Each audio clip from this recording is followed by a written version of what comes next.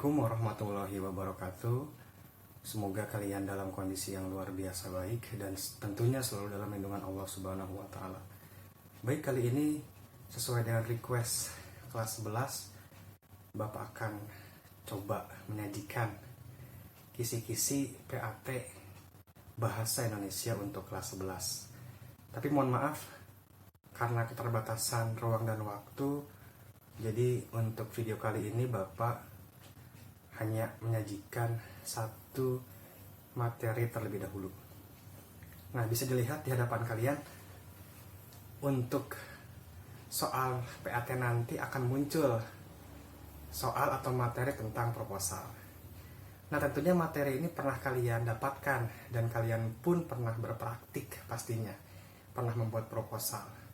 Tapi kan khawatirnya lupa lagi, atau khawatirnya kemarin praktik hanya copy paste, jadi tidak mendapatkan hal yang penting dari materi proposal tersebut. Baik, Bapak jelaskan seperti apa proposal dan apa saja sih nanti akan muncul dari soal-soal tentang proposal. Nah, jadi nanti akan muncul soal tentang struktur dan definisi. Gampang ya, simple. Dan ini pun materi ini ada di buku paket kalian. Tapi yang namanya baca seringkali kan ngantuk. Nah, makanya Bapak sajikan agar kalian bisa memahami dan mendapatkan nilai yang maksimal ketika ujian nanti. Nah, untuk definisi sendiri mungkin bisa cari di kamus atau sudah paham apa sih proposal. Nah, proposal ini kan baru rencana. Beda halnya dengan laporan. Kalau laporan, acaranya sudah terselenggara. Jadi kata kunci dari proposal ini baru rencana. Bisa rencana penelitian atau rencana kegiatan. Nah, rencana tersebut haruslah disusun sistematis agar menjadi sebuah proposal yang utuh dan baik. Nah, seperti apa sih proposal yang sistematis tersebut? Nah, disebut sistematis jika proposal tersebut memiliki urutan yang tepat. Jangan sampai terbalik. Nah, seperti apa urutannya? Bisa disimak di depan kalian. Bapak singkat karena keterbatasan ruang, tapi nanti Bapak jelaskan di bagian deskripsi video ini. Nah, ada perbedaan antara proposal kegiatan dengan proposal penelitian. Jadi kegiatan di sana merupakan kegiatan yang bersifat kegiatan yang dilakukan oleh organisasi, oleh lembaga itu. Kalau penelitian biasanya ditujukan untuk meneliti atau menemukan sesuatu, ya, memecahkan masalah biasanya. Nah, kita bahas dulu dari proposal kegiatan. Yang pertama, sistematikanya ada judul. Nah, ini sama ya dengan proposal penelitian, juga ada judul. Nah, biasanya harus spesifik judulnya itu, ya, jangan terlalu umum. Kemudian yang kedua ada lembar pengesahan. Ini pun ada lembar pengesahan.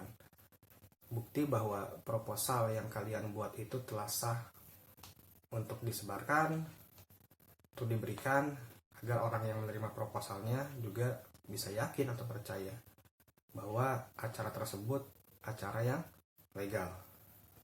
Kemudian ada kata pengantar. Isinya ucapan terima kasih biasanya. Ini pun sama, di proposal penelitian pun ada kata pengantar. Baik, selanjutnya ada daftar isi. Nah, ini harus berurutan ya, karena disebut sistematis itu sesuai dengan urutan.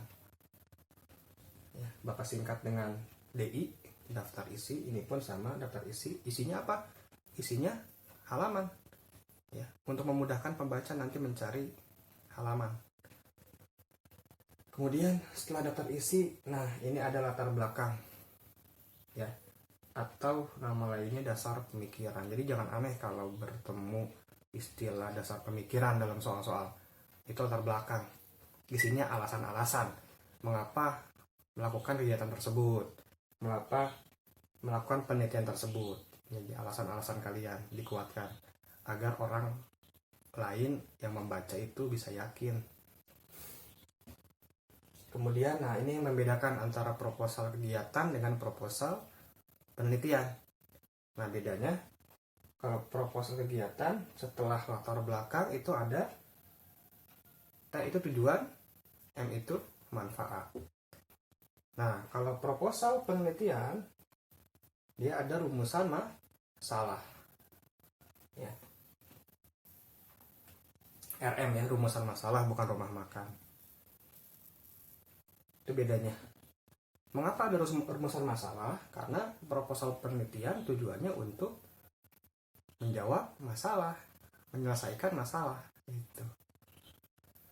Dan selanjutnya untuk proposal kegiatan ada waktu serta tempatnya, harus jelas kapan acaranya atau kegiatannya, di mana ya. Sedangkan kalau proposal penelitian setelah rumusan masalah baru muncul tujuan. Ya, tujuannya apa? Nah, tujuan ini biasanya lahir dari rumusan masalah. Misal, rumusan masalahnya bagaimana cara mengatasi kenakalan remaja di SMA 3. Berarti tujuannya untuk mengetahui cara mengatasi kenakalan remaja di SMA 3. Jadi tinggal mengubah tadinya kalimat tanya menjadi kalimat berita. Itu untuk proposal penelitian. Nah selanjutnya setelah waktu dan tempat, nah ini ada P. P ini apa? Panitia. Nah jadi acara itu kan identik dengan panitia. Jadi harus jelas siapa panitianya. Ya, jangan sampai tidak jelas, orang nggak tahu ini siapa yang mengadakan acaranya. Dari mulai penanggung jawab, penasihat, ketua acara, anggota-anggota diuraikan secara jelas. Nah kalau di proposal penelitian setelah tujuan itu ada manfaat. Jadi manfaatnya biasanya ada dua, manfaat secara teoretis, ya secara akademik, secara keilmuan. Apa manfaat penelitian kalian? Harus punya manfaat. Kalau nggak ada manfaatnya ngapain diteliti atau meneliti? Ya, kemudian yang kedua manfaat secara praktis. Apa manfaatnya untuk diri kalian sebagai peneliti? Nah, di manfaat dituangkan.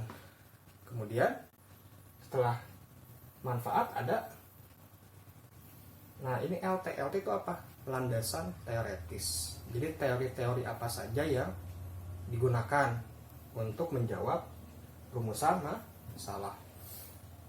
Kalau di proposal kegiatan atau acara setelah panitia, nah ini yang terakhir ada anggaran. Nah disajikan kira-kira butuh dana berapa, ya butuh uang berapa biasanya ya untuk acara tersebut, dirinci biar jelas. Misal ATK butuh 20 miliar bisa dijelaskan apa saja ATK-nya, alat tulis kantornya apa saja. Konstruksi panitia butuh 1 triliun misal, dijelaskan, dirinci ya. Dan juga harus logis atau masuk akal, jangan sampai nanti sponsor membaca tidak logis. Nah ini yang seringkali membuat proposal itu ditolak atau tidak didanai. Kemudian untuk yang proposal penelitian ada MP, metode penelitian.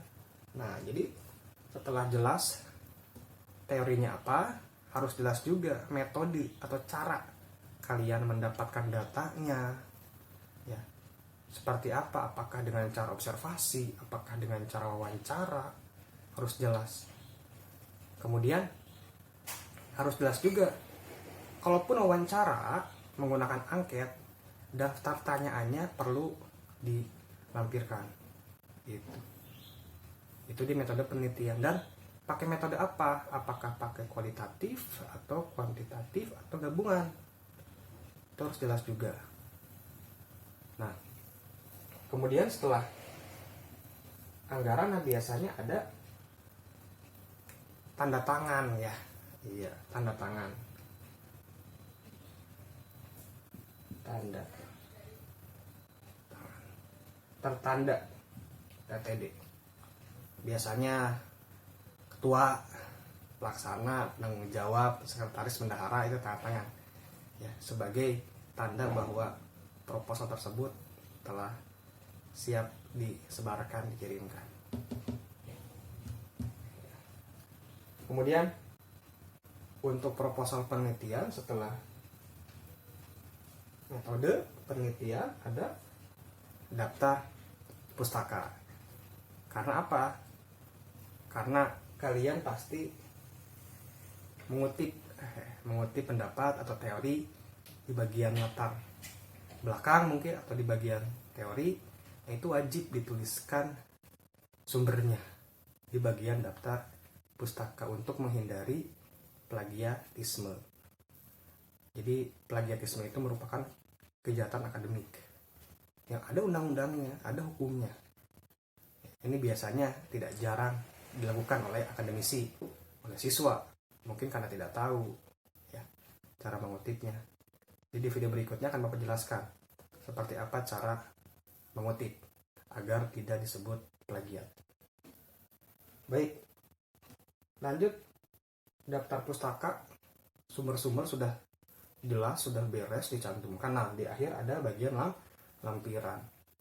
Lampiran ini bisa berupa dokumentasi, ya foto-foto atau surat izin misal.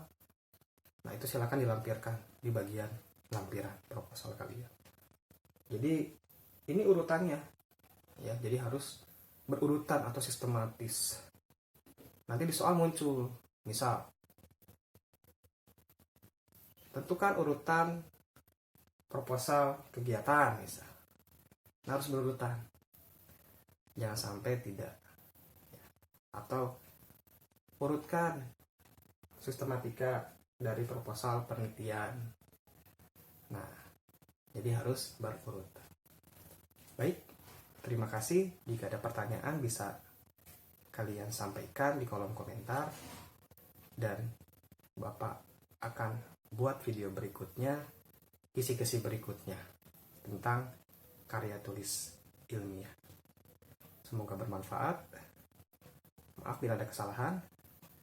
Tetap jaga kondisi kesehatan di tengah wabah yang saat ini sedang melanda, dan kita berdoa agar musibah dan wabah ini bisa cepat berlalu.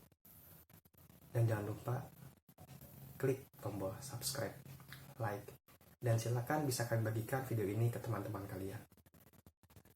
Terima kasih. Assalamualaikum warahmatullahi wabarakatuh.